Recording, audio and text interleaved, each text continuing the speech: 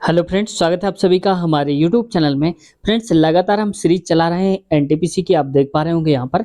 और इसी क्रम में हम अगला पार्ट लेकर के आए हैं। तो फ्रेंड्स, इसे आपके जितने भी क्वेश्चंस यहाँ पर हम सारे के सारे सॉल्व करेंगे, कंप्लीट 1 से लेकर के लास्ट तक सारा पूरा क्वेश्चन पेपर देखेंगे। लेकिन उनमें से सिर्फ मैथ के क्वेश्चन जो होंगे उनको हम छोड़ेंगे, क्योंकि हम उनको मैथ में सॉल्व यहाँ पर बोर्ड पे सॉल्व कराएंगे। बाकी सारे, चाहे वो जीएस, जीके, रीजनिंग हो, हम सारे के सारे यहाँ पर कवर करते चलेंगे। और फ्रेंड्स, सबसे अच्छी बात ये होगी आपको देखने पर ये वीडियो, कि जो भी करंट अफेयर के क्वेश्चंस आएंगे वो हम 2024 के हिसाब से अपडेट करके आपको बताएंगे। जैसे मान लो कि कहीं पर पूछा गया था कि चीन के राष्ट्रपति कौन थे, तो उस समय तो रहे होंगे कोई, अब 2024 में कौन है ये भी हम अपडेट करके आपको इस वीडियो में बताएंगे। तो वीडियो में अंत तक बने रहिए, बहुत कुछ आज सीखने को मिलेगा आपको। चैनल पे अब तक नए हैं तो आपसे रिक्वेस्ट है फ्रेंड्स, चैनल को सब्सक्राइब कर लिया करिए और बेल आइकन दबा लीजिए, जिससे कि हमारी वीडियो जब भी हम अपलोड करें आपके पास नोटिफिकेशन के थ्रू पहुंच जाए। शुरुआत करते हैं आज के इस वीडियो की। फ्रेंड्स, पहला ही क्वेश्चन देखते हैं, कौन सी बीमारी दिल से संबंधित नहीं है? तो फ्रेंड्स देखो, एन्यूरिज्म जो है ये भी संबंधित है दिल से ही। कार्डियोमायोपैथी ये भी दिल की बीमारी है। मायोकार्डियल रप्चर ये भी दिल की बीमारी है। तो जो डिप्थीरिया है ये गले की बीमारी है, गले की और नाक की। ये किससे फैलता है? ये फैलते हैं जीवाणु से। तो डिप्थीरिया हमारी नहीं है और यही बताना था दिल की बीमारी नहीं है, तो डिप्थीरिया सही हो जाएगा। देख लो यहाँ पर ऑप्शन नंबर सी। अगले क्वेश्चन में आते हैं, तो मैथ के हम छोड़ेंगे, हमने पहले बताया था, वो बाद में हम सॉल्व करेंगे। अब आते हैं नेक्स्ट क्वेश्चन में। अगला है, भारत डैश में ब्रिटिश साम्राज्य के प्रत्यक्ष शासन के अधीन आ गया था, ये कब की बात है? तो ये है 1858। ऑप्शन नंबर बी सही उत्तर है। तो फ्रेंड्स, अगला है, उस चीनी राष्ट्रपति का नाम क्या है जिसने 2015 में भारत का दौरा किया था?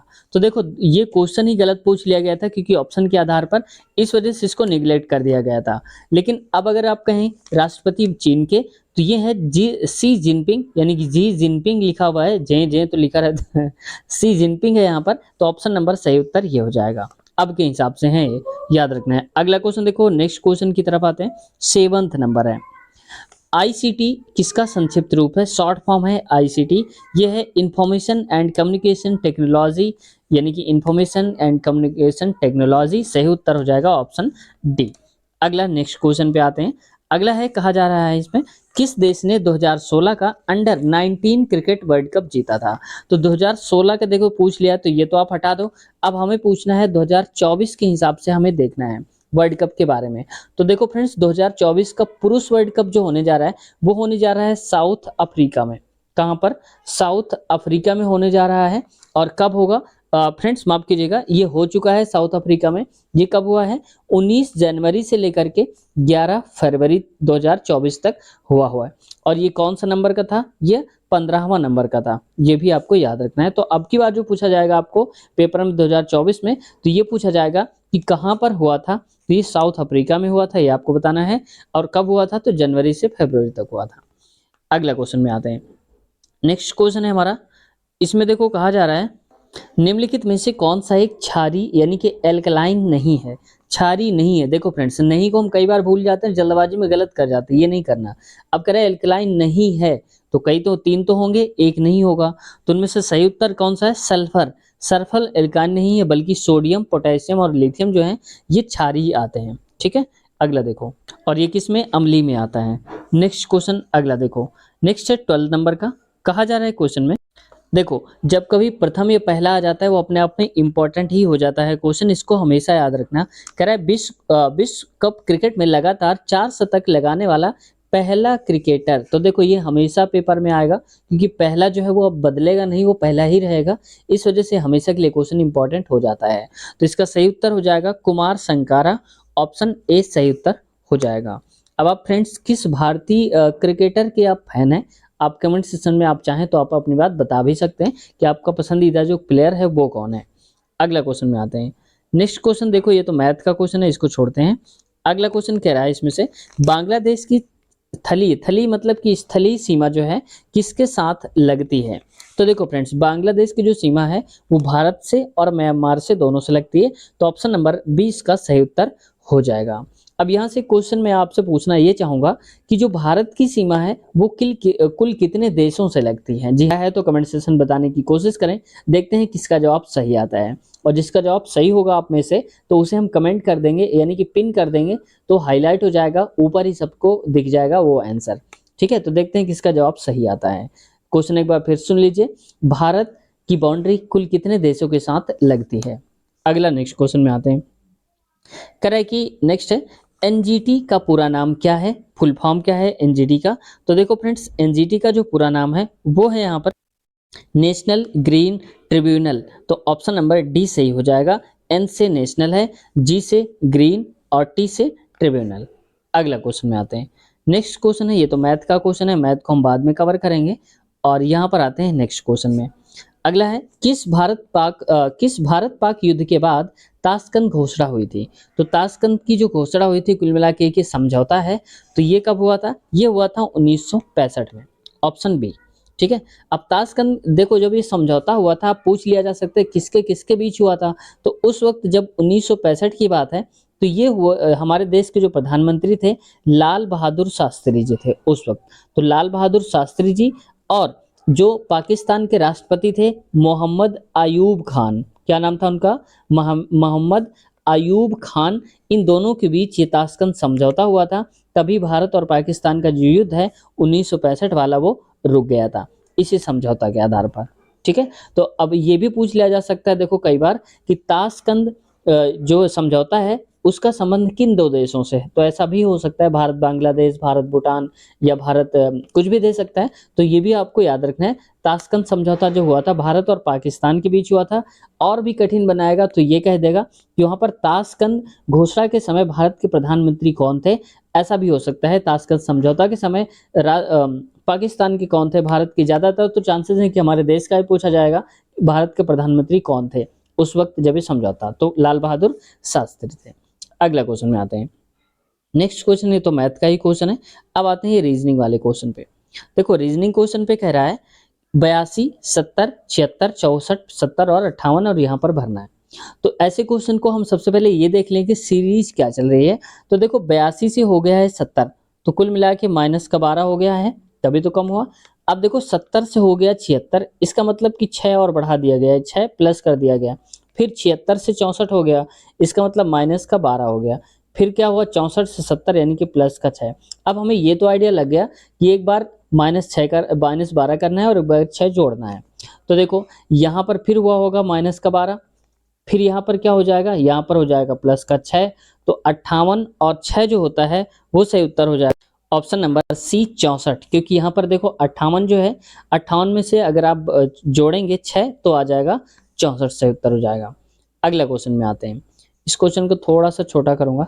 इसमें है पृथ्वी के स्थलीय क्षेत्र में, थली का मतलब स्थल की बात हो रही है, स्थलीय क्षेत्र में भारत का हिस्सा डैश है, अनुमानित बताया जा रहा है, क्योंकि इतना एग्जैक्ट डाटा तो नहीं कोई बता सकता।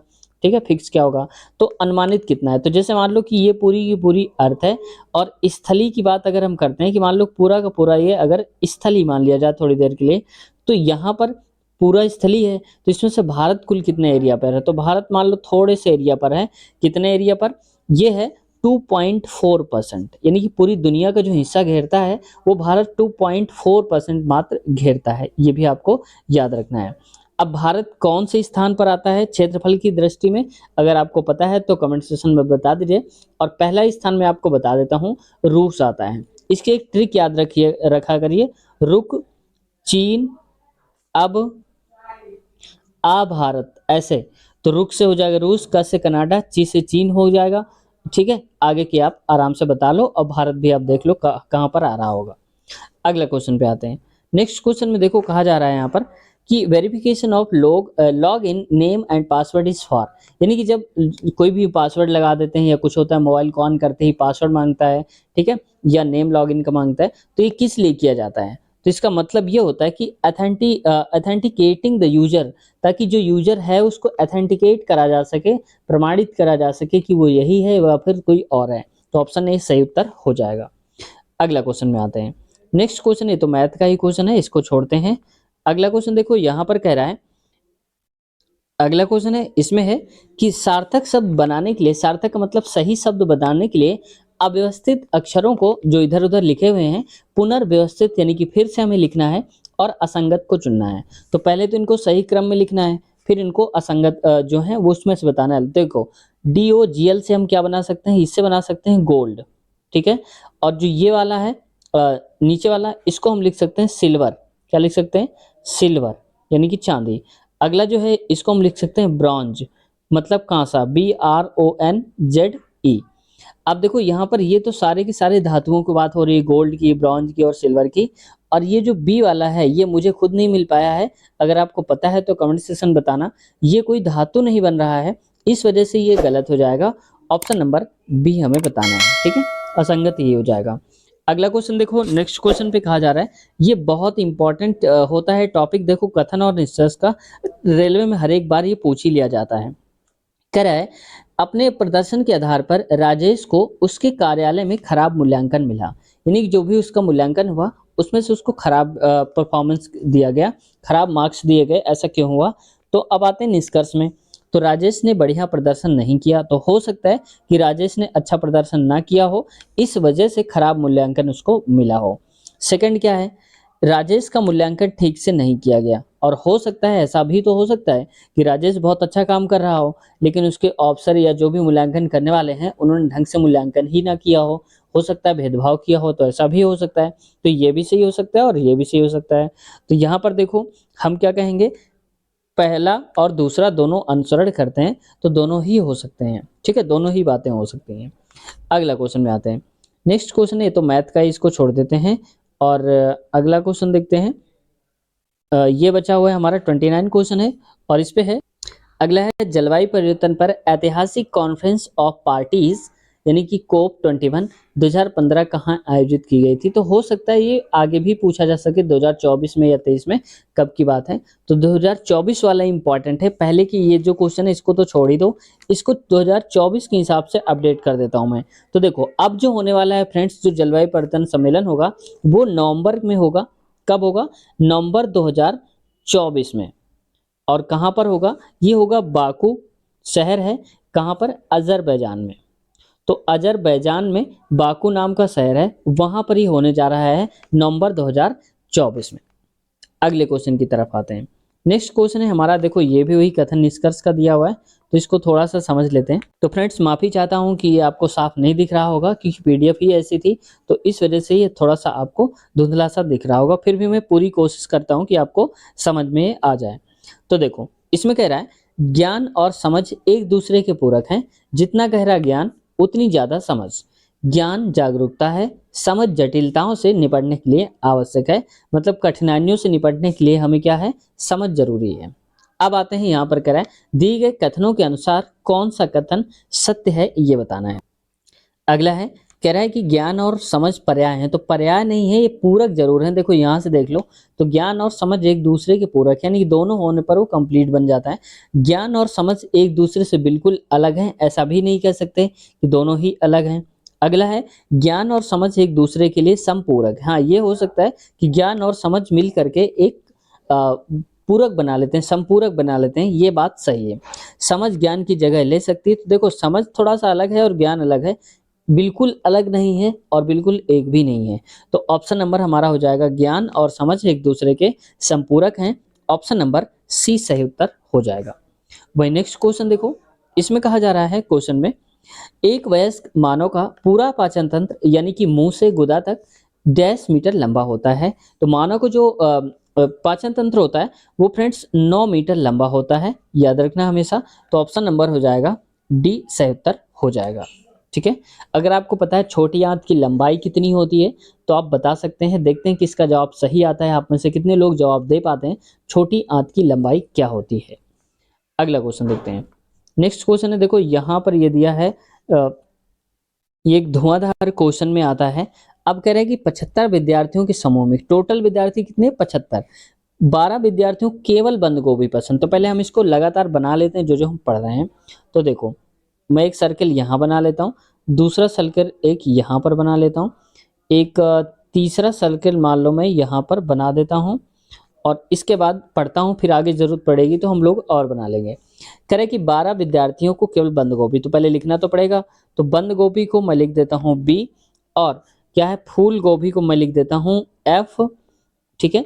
और कह रहे केवल गाजर, तो गाजर वाले को मैं लिख देता हूँ यहाँ पर जी, ठीक है जी। अब चाहो तो गा लिख दो, आपको समझना है, बाकी वहाँ कोई स्पेलिंग नहीं चेक करेगा। आगे, और इसमें क्या है, कह रहा है कि 12 विद्यार्थियों को केवल बंद गोभी पसंद है, तो ये वाले जो हैं इनको मैं कर देता हूँ 12।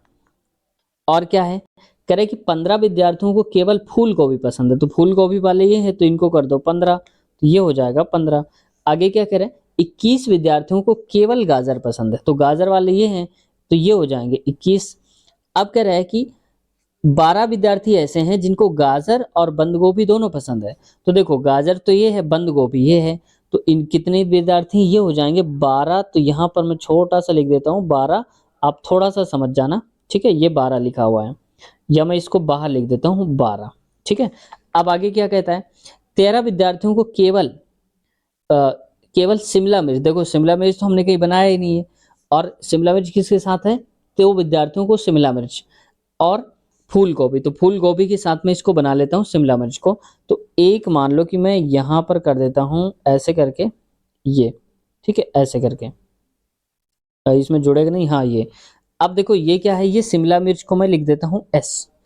अब कह रहा है 13 विद्यार्थियों केवल शिमला मिर्च, तो ये हो जाएगा 13। और 2 विद्यार्थी ऐसे हैं जिनको शिमला मिर्च और फूल गोभी दोनों पसंद है, इसका मतलब फूल गोभी वाला ये है, शिमला मिर्च वाला ये है, तो ये मैं यहाँ लिख देता हूँ। ये आएंगे कितने, 2 आ जाएंगे। अब क्वेश्चन की तरफ बढ़ते हैं, क्वेश्चन में क्या कह रहा है। तो देखो फ्रेंड्स, क्वेश्चन में पहले टोटल देख लेते हैं कितना हो रहा है, 12 दूनी 24, 3 36 37, 21 15 और 12 2, तो ये 75 हो रहा है टोटल। तो हमें 75 ही चाहिए।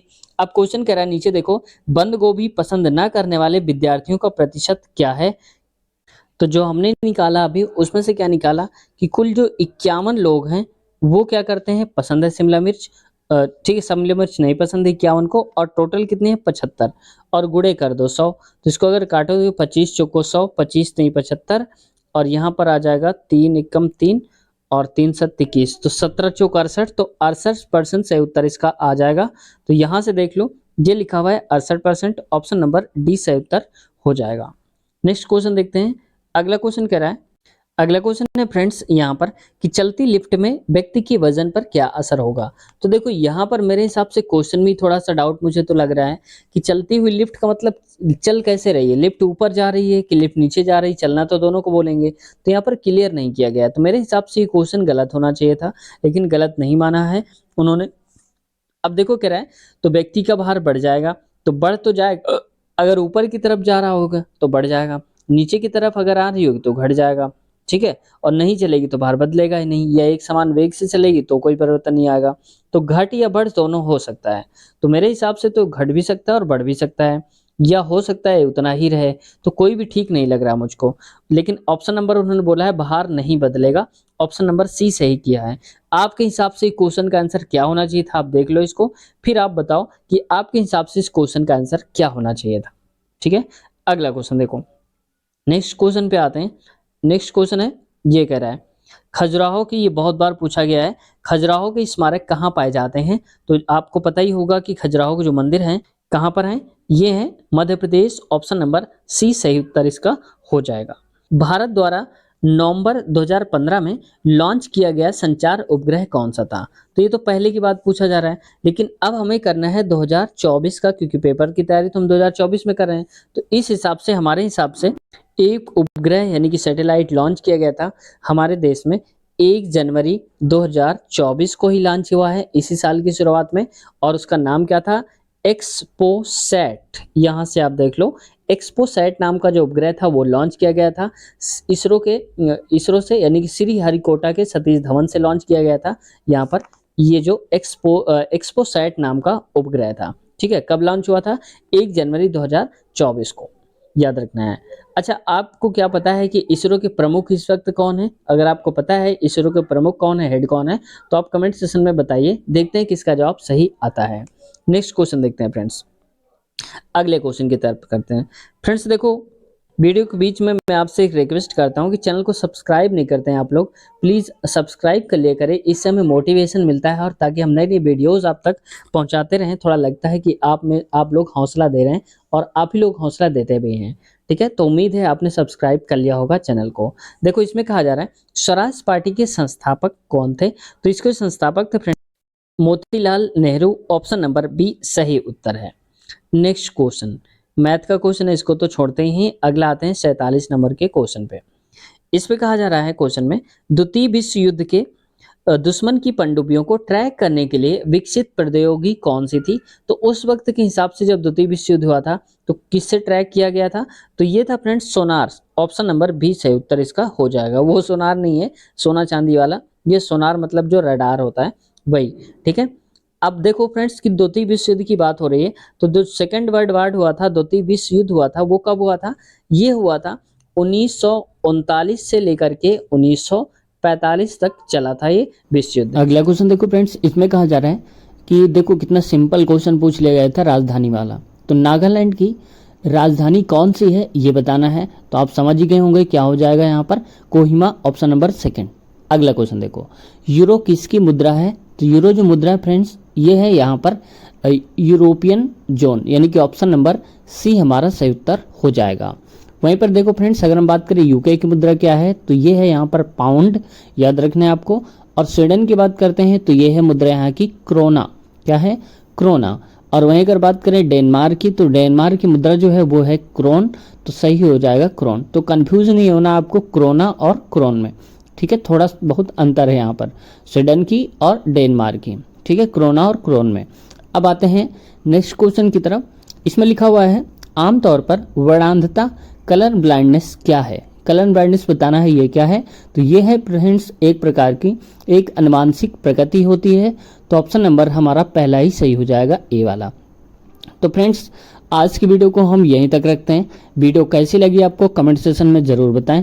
और फ्रेंड्स हाँ, इसके पहले हमने कई सारे पार्ट्स करवा दिए हैं, अगर आपने नहीं देखे तो इसी जो अगले पार्ट हैं या फिर हमने करवा दिए हैं, तो इसी वीडियो के नीचे आप देखेंगे तो लिंक मिल जाएगी आपको, वहाँ से आप देख सकते हैं बाकी सारे पार्ट्स को, या आने वाले जो भी हमारे पार्ट्स होंगे उसकी भी लिंक आपको इसी वीडियो के नीचे मिल जाएगी। तो अगला पार्ट यहाँ से आप देख सकते हैं, डिस्क्रिप्शन में देख लेना, वहाँ पर लिंक मिलेगी, क्लिक करते ही आप उसके अगले पार्ट में पहुँच जाएंगे। तो फ्रेंड्स इसके साथ साथ हमने कई सारे अलग अलग प्लेलिस्ट बना दिए हैं या इसके इंटरव्यू भी लिए हैं रेलवे के। अगर आप रेलवे के इंटरव्यू देखना चाहते हैं तो हमने प्लेलिस्ट अलग से बना दिया है, तो हमारे चैनल के प्लेलिस्ट में जाएंगे, वहाँ पर रेलवे इंटरव्यू के नाम से प्लेलिस्ट बना हुआ है, तो उस पर आप क्लिक करेंगे तो डायरेक्ट आपके पास खुल करके आ जाएंगे। तो जितने भी इंटरव्यूज़ हैं आपके सामने आ जाएंगे, उनको देखिए क्योंकि महत्वपूर्ण है, उससे ये आपको पता चलेगा सैलरी क्या होगी, DTR क्या होगी, और सब कुछ आपको पता चल जाएगा। जो भी आपके डाउट होते हैं किस बुक से पढ़ें, तो वहाँ जो लोग थे उन्होंने बताया है जो सिलेक्टेड हैं ऑलरेडी, तो वहाँ से मैंने पूछा है, और काफ़ी अच्छी वीडियो है, आप एक बार देखना फिर बताना इंटरव्यू वाली। फ्रेंड्स इसके साथ साथ हमने मैथ के बहुत सारे पार्ट्स करवा दिए हैं। बेसिक से हमने चैप्टर उठाया है और उसका पूरा फिनिश किया है। अगर आप देखना चाहते हैं तो उसकी भी यहाँ पर एक लिंक मिल जाएगी वीडियो में डिस्क्रिप्शन में, और या फिर प्लेलिस्ट में हमारे जाइए तो प्लेलिस्ट हमने अलग से बना दिया है गणित वीडियोज़ का, तो आप वहाँ से आसानी से देख सकते हैं। ठीक है फ्रेंड्स, तो वीडियो कैसी लगी कमेंट सेक्शन में ज़रूर बताएं।